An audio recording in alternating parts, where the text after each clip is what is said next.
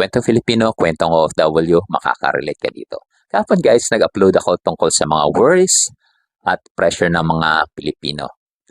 Ngayon naman ay yung pinaka-struggle talaga naming OFW, lalong-lalo na yung mabababa naman talaga ang sweldo.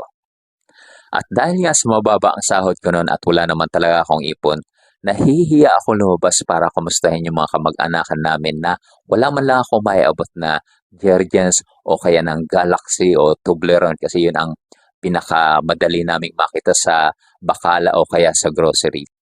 Ngayon guys, ito na ang pinaka-struggle o burden sa amin na wala man lang kaming maiabot at mabigat sa aming kalooban na wala kami talagang maibigay. Hindi sa nagbago na kami, kundi yun ang katotohanan.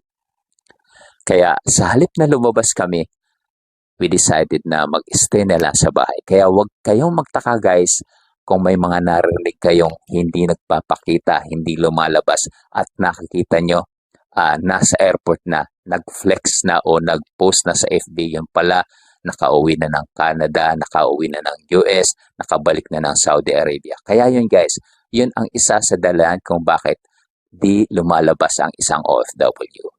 Kaya kung nakakita kayong kamag-anak nyo o kaibigan na OFW, kumustahin nyo siya, yakapin at sabihin, natutuwa akong makita ka.